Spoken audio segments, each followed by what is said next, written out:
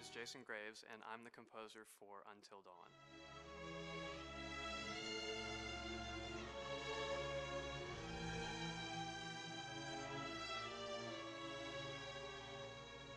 I've been involved with Until Dawn for about a year now. Originally, I was contacted by Barney Pratt, the audio director. I think that had something to do with my lineage of horror games, and hopefully not the fact that my last name is Graves, although a lot of people seem to associate my name with scary music.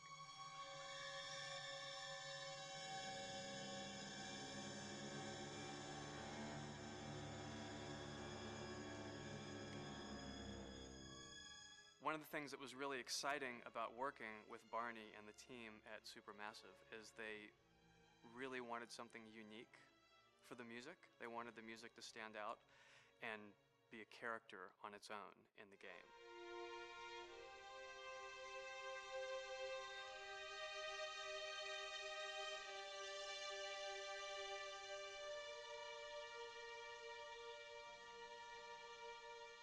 When I'm first starting on a new score, and it doesn't matter if it's film, television, or games, I always end up going to the main theme. Sometimes the developer or producer isn't even necessarily interested in the main theme at the beginning. I just want to do it for myself, because for me the main theme is the identity of the game. It establishes the mood, the atmosphere, and the character of the music and how it's going to be playing in the background. And that's what we did with Until Dawn. That was actually my demo pitch to Supermassive Games. I put a main theme together, recorded all the instruments at my studio, and sent it to them.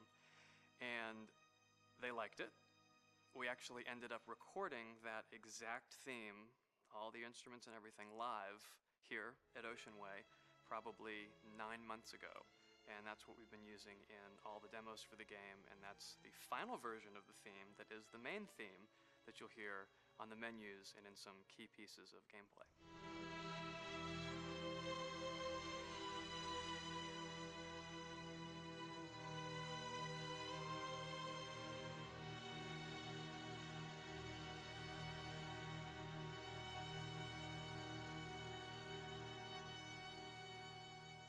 I seem to have made a name for myself in horror.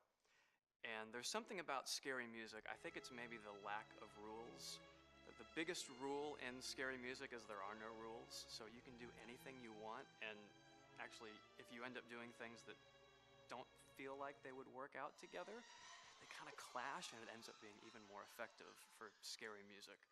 So that's what really drew me to Until Dawn, was the textures, plus writing thematic material that is interwoven with the scary textures. I haven't really done anything like that before. Usually it was just all tension all the time, and that's fun and it's great. But I'm actually at heart a very melodic composer. That's the kind of music I love listening to, and that's the kind of music I love writing. That's the kind of music I got to work on in Until Dawn. Very nice. Same thing. My name is Will Biles, Executive Creative Director of Until Dawn. The first part of getting a believable facial performance in-game is to capture, topographically, the actor's range of emotional expressions as separate versions of the same head. Every tiny nuance gets digitized and merged, effectively creating a model that can recreate every facial movement that the actor makes.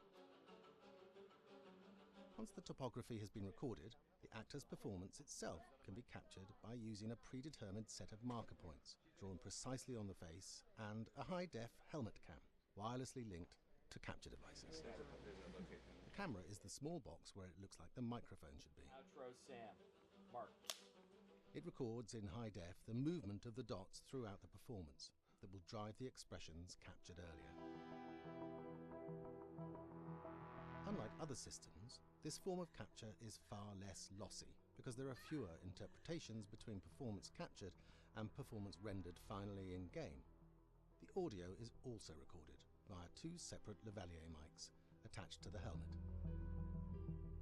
It takes a while for the actors to acclimatise to carrying around the recording devices and the helmet cams, but very soon the shoot becomes similar to any other effects shoot or a green screen shoot. The actors in these scenes are only recording facial animation, but use cursory body movements for pacing. Wait, and maybe we should all stick together and find everybody and make sure that we're all okay, so... 1-1, the year before the prank. Take 2, Mark. Other than the other actors, they have to use their imagination for everything and everywhere that they are supposed to be seeing and feeling. Idiot! So dumb! From a hot midday studio in Los Angeles to a freezing midnight mountain in British Columbia.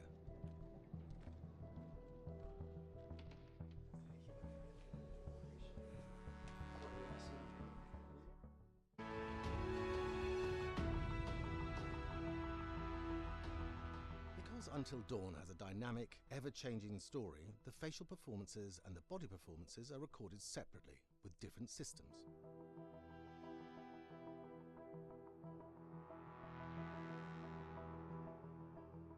With the body capture, we use reflective bead suits and an infrared camera matrix system that drives the CG bone hierarchies in our character models. These performances cover everything from character locomotion, scene-specific performances and stunt work, most of which was recorded at studios in Pinewood and Shepperton, near London. Anna! Hello? Combining all the elements seamlessly in the final game becomes a formidable editing and logistical task. Every variation, both physical and emotional, must be combined in these multi-edits. Scaffolding props have to stand in for the sets, because the hundreds of infrared cameras have to be able to see all of the reflective beads on the actor.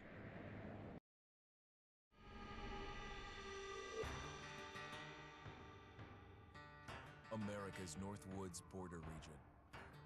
Within this land of 10,000 lakes and miles of dense timber, a hideous creature is believed to lurk. The North Woods is probably one of the last frontiers in America. There's still a lot of places in this area that hasn't been set foot by man. Monsters and mysteries exist here because it is remote. Up in the North Woods, winters are long. In times of biting cold and isolation, a devouring monster is believed to come forth. It's terrorized native people for generations. Growing up, I was told, like, don't go outside, the Wendigo will get you.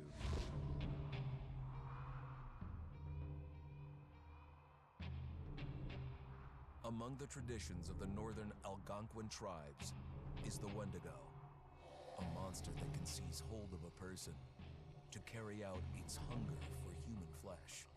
Many Native Americans fear even talking about this Wendigo, and even the mention of the name will let the Wendigo find out where you are, and it will open you up to be possessed by this Wendigo. The most famous case of a Wendigo possession took place in 1879. In the deep woods outside of Edmonton, Alberta. Swift Runner, a Cree Indian, was a trapper and a guide. He had left town the previous autumn with his wife, 6 children, and his mother. But when Swift Runner returned in spring, he was alone. Swift Runner came into a nearby village telling this heartbreaking tale I had to watch them starve to death. of his family being killed by starvation, and that he was the only survivor. My whole family gone. It wasn't hard to understand a family falling victim to a brutal winter. To even not. Yet something was suspicious about Swift Runner. Think of as food. He was a strapping man, and he came into town weighing over 200 pounds. It didn't look like somebody who had just weathered a terrible winter. He wasn't malnourished, didn't look like he was starving. He looked healthier than ever. After a few nights, it became clear that something was wrong. He started having night terrors, screaming in his sleep. I am the Wendigo. Villagers alerted the police. Swift Runner actually guided them back to his winter cabin. When they got there, that's when they saw the true horror.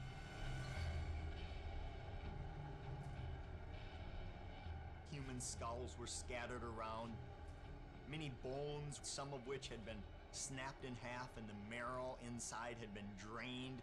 They had never seen anything like it. Swift Runner had killed his entire family, shooting them, hitting them with an axe, strangling, and then eating most of their bodies.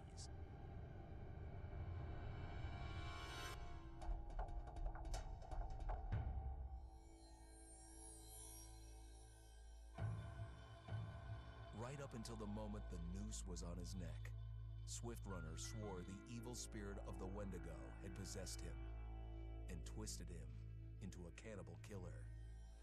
When he was on the gallows, Swift Runner himself said, "I am no longer a man." Just move over there. Go on, move. Let me say what I came to say.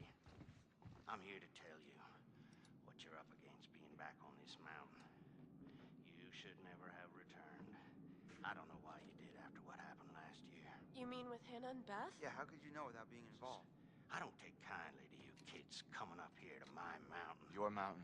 The mountain don't belong to me, it's true. But it don't belong to the Washingtons. This mountain belongs to the Wendigo. Hi, this is Lee Robinson, production designer at Supermassive Games. Understanding the ancient myths of the Wendigo was key for their development that helped the visual look. Through sketches and concepts, these elements were visualized, such as eyes being milky, almost dead, with loss of lips and eyelids due to frostbite, fangs growing and arms and legs getting longer, with skin hardening and thickening to look snarling and menacing, yet withered and lean. The hell was that?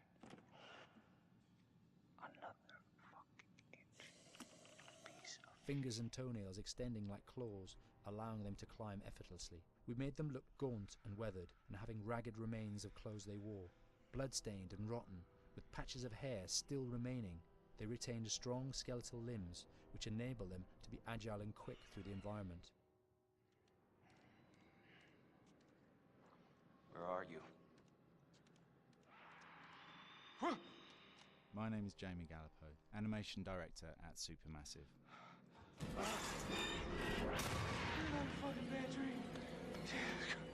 The overall direction on the creature was to be very strong, to be extremely fast. We wanted a spider-like movement to the creature. 1 minute scampering to leaping and then crawling, almost instantaneous. And finally, we wanted the creature to have this real, uncontrollable thirst for flesh.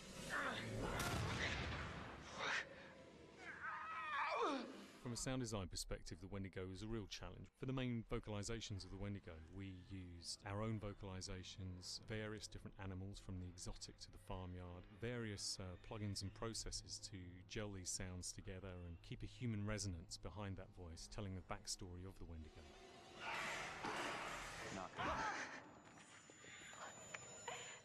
During the chase sequences, the anger of the Wendigo is felt by encircling breaths, screams and screeches that essentially chase you as you're being chased by the Wendigo.